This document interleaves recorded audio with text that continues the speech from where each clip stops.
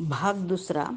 पारिभाषिक शब्दसाम्यामुळे होणारे मौलिक भेद कसे अस्पष्ट राहतात. पुनर्जन्म. एक. प्रास्ताविक. मृत्यूनंतर काय होते हा प्रश्न वारंवार विचारला जातो. भगवान बुद्धाच्या समकालीनांमध्ये याविषयी दोन भिन्न मते होती. पहिले मत शाश्वततावाद आणि दुसरे मत म्हणजे उच्छेदवाद. आत्मा अमर असल्यामुळे जीवन शाश्वत आहे, पुनर्जन्माने जीवन पुढे चालू राहते असे शाश्वततावादी मानित असत. मृत्यू म्हणजे सर्वनाश, मृत्यूनंतर काही उरत नाही हा उच्छेदवादाचा सिद्धांत. भगवान बुद्ध हा शाश्वततावादी नव्हता, कारण शाश्वततावादात पृथक आणि अमर अशा आत्म्याचे अस्तित्व कल्पावे लागते आणि त्यास तर बुद्धाचा विरोध होता. भगवान बुद्ध हा उच्छेदवादी होता काय? आत्म्याचे अस्तित्व मानित नसल्याने बुद्ध हा स्वाभाविकतः उच्छेदवादी असेल अशी अपेक्षा असणार नाही.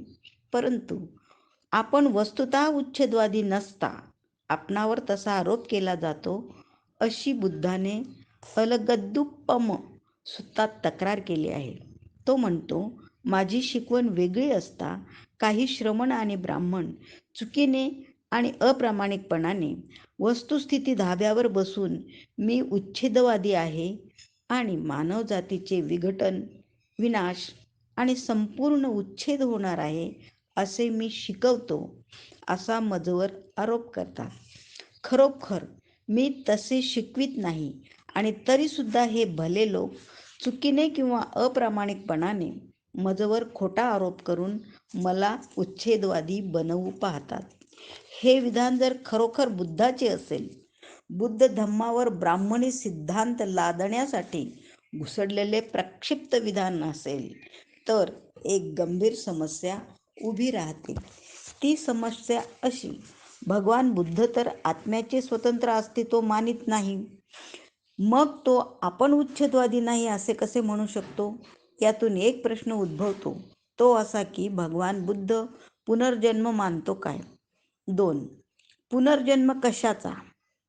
भगवान बुद्ध पुनर्जन्म मानतो काय? याचे उत्तर होय असे आहे. या प्रश्नाचे दोन भाग पाडणे योग्य ठरेल. अ. पुनर्जन्म कोणत्या वस्तूचा आणि आ. पुनर्जन्म कोणत्या व्यक्तीचा?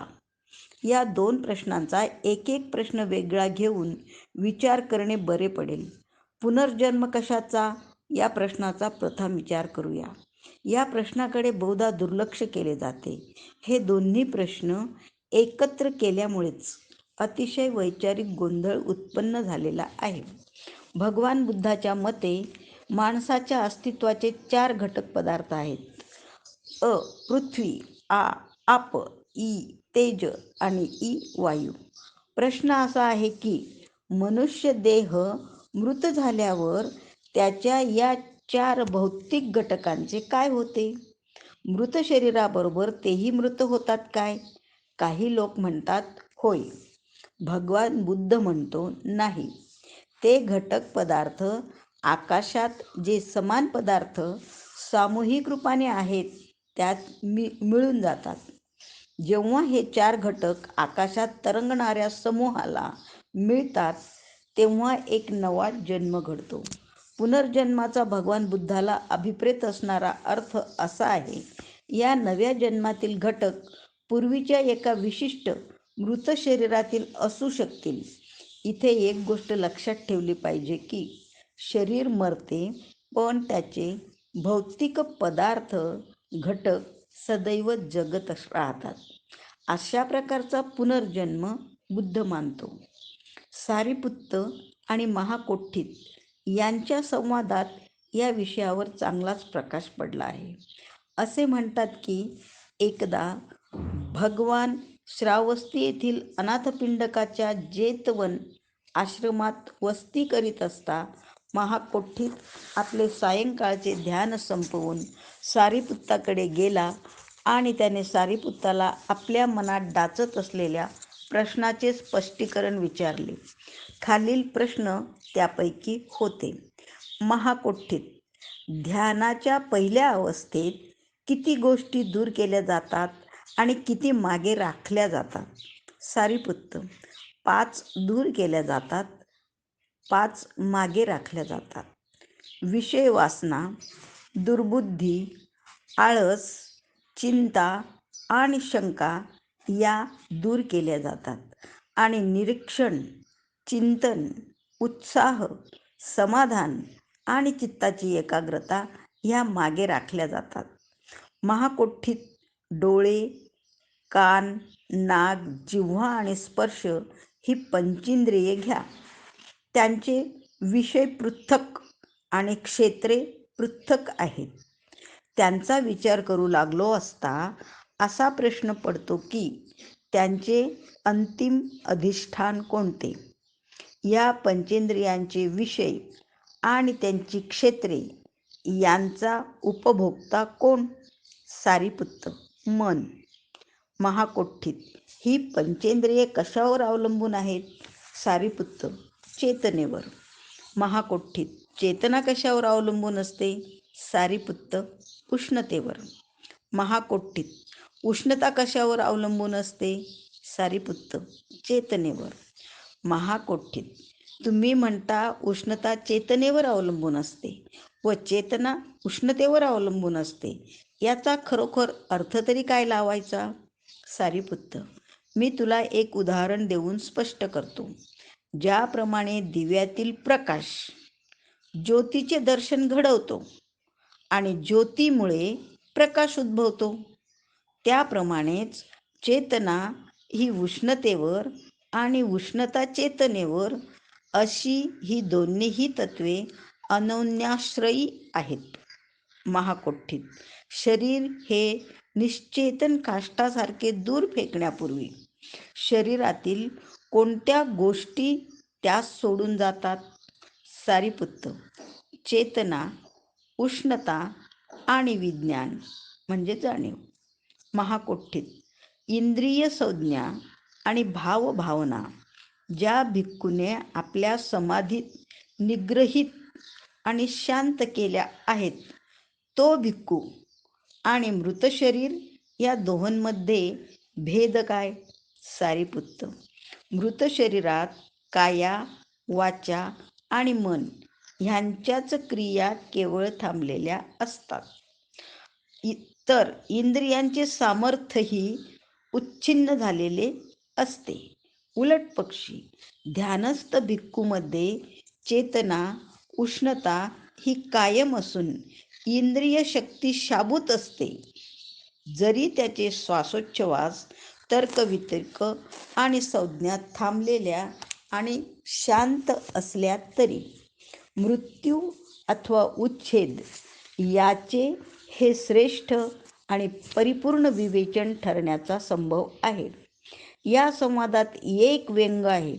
महाकोठिताने सारीपुत्ताला एक प्रश्न विचारावयास हवा होता, तो म्हणजे उष्णता म्हणजे काय? याचे सारीपुत्ताने काय उत्तर दिले असते याची कल्पना करणे सोपे नाही.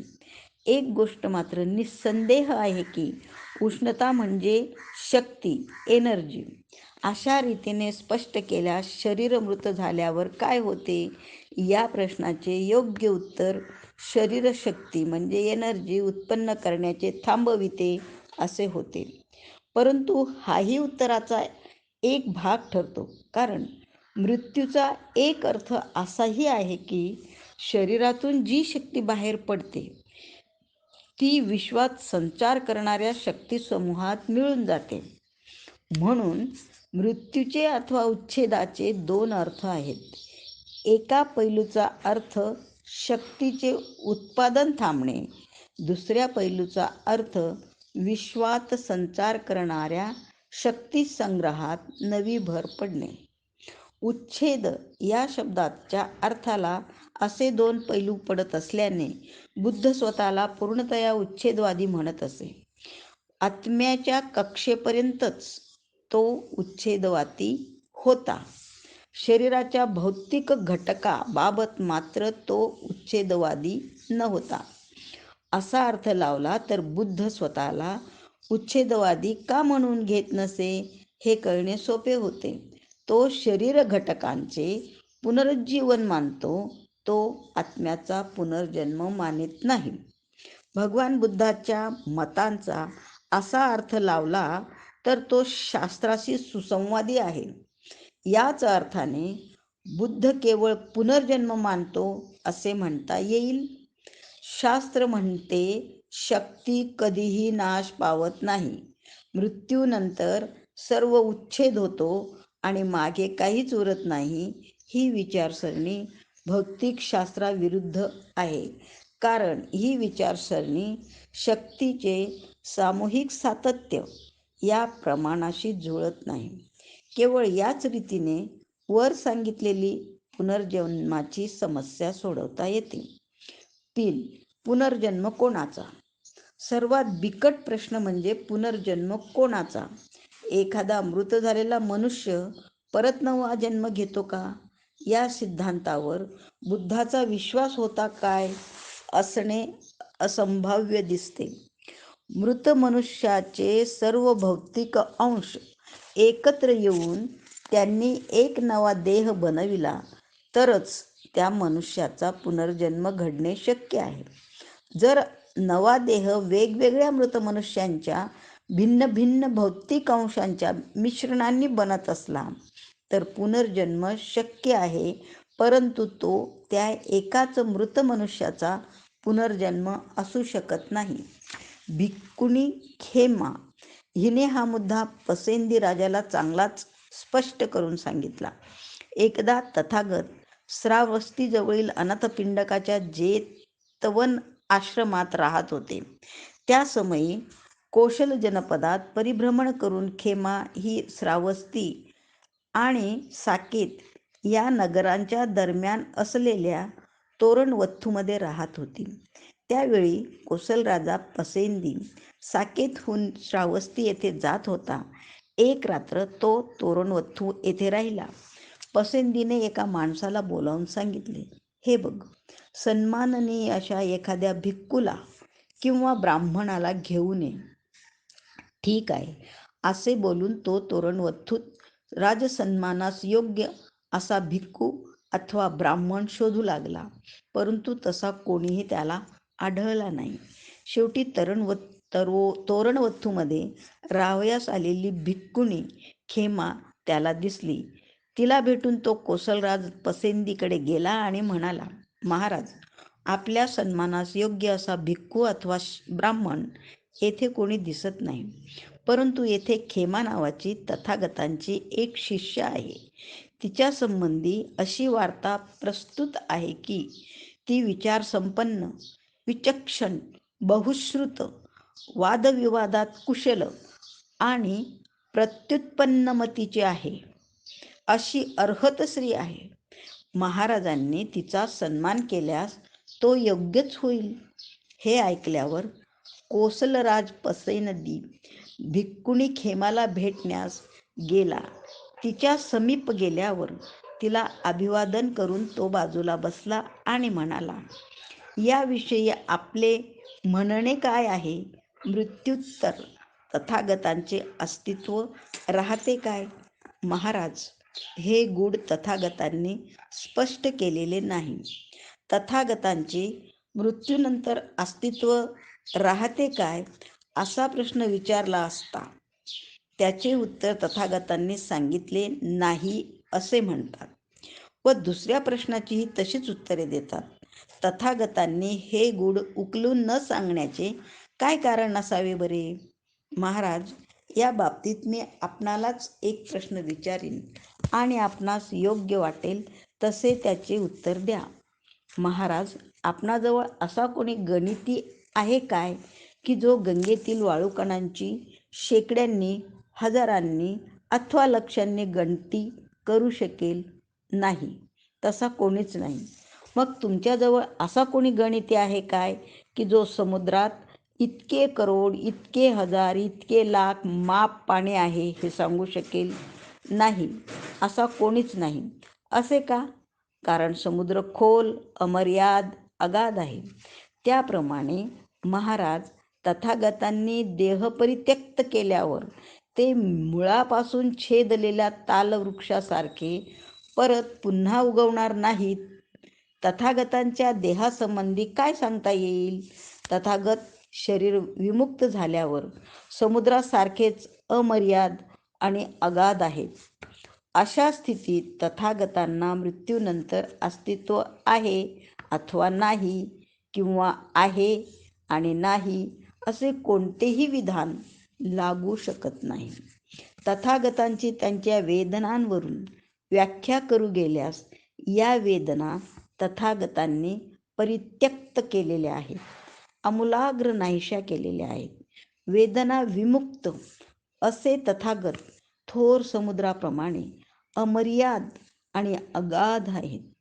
तेव्हा मृत्यूनंतर तथागतांचे अस्तित्व राहते अथवा राहत नाही, किंवा राहते आणि राहत नाही, ही विधाने तथागतांना लागू पडत नाहीत. त्याचप्रमाणे संज्ञा, संस्कार, विज्ञान यांच्या आधारे तथागतांची व्याख्या करू लागल्यास तीही त्यांना लागू पडत नाही. कारण या सर्वापासून समूळ विमुक्त झालेले तथागत हे थोर समुद्रासारखे अमर्याद आणि अगाध आहेत.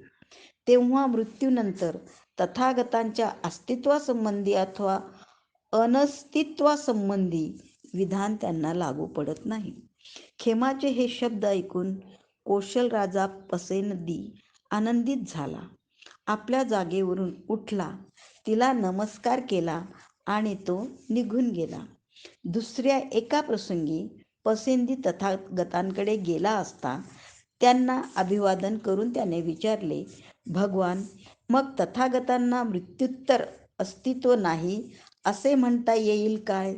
महाराज, या संबंधी मी काहीच म्हटलेले नाही. भगवान, मग तथागतांना मृत्युत्तर अस्तित्व आहे असे म्हणता येईल काय? महाराज, मी तसेही म्हटलेले नाही. नंतर त्याने खेमाला विचारलेलेच दुसरे प्रश्न विचारले, भगवान, मी जेव्हा आपणाला विचारतो मृत्युत्तर तथागतांना अस्तित्व आहे काय अथवा नाही काय, तर आपण म्हणता मी ते सांगितलेलेच नाही. तर भगवान, ह्या न सांगण्याचे कारण काय? महाराजा, मी आता तुला एक प्रश्न विचारतो आणि तुला योग्य वाटेल तसे उत्तर दे. त्या ठिकाणी भगवंतांनी खेमासारखेच पसेंदीला प्रश्न विचारले, भगवान, ही खरोखर आश्चर्याची गोष्ट आहे की गुरु शिष्यांनी दिलेली उत्तरे अर्थशः आणि अक्षरशः समान, सुसंवादी, सुसंगत आणि उच्चतम आहेत. भगवान, एका समयी मी भिक्षुणी खेमाकडे गेलो होतो आणि तिला या गोष्टीसंबंधी विचारले होते आणि भगवंतांसारखेच तिने अक्षरशः उत्तर दिले. भगवान, आम्ही कामाची माणसे, आम्हाला पुष्कळ कामे आहेत, आम्ही जातो. जा, यावेळी जे तुला करणे उचित आहे ते कर. या शब्दांनी आनंदित होऊन भगवंतांना अभिवादन करून कौशल राजा पसेनदी आपल्या मार्गाला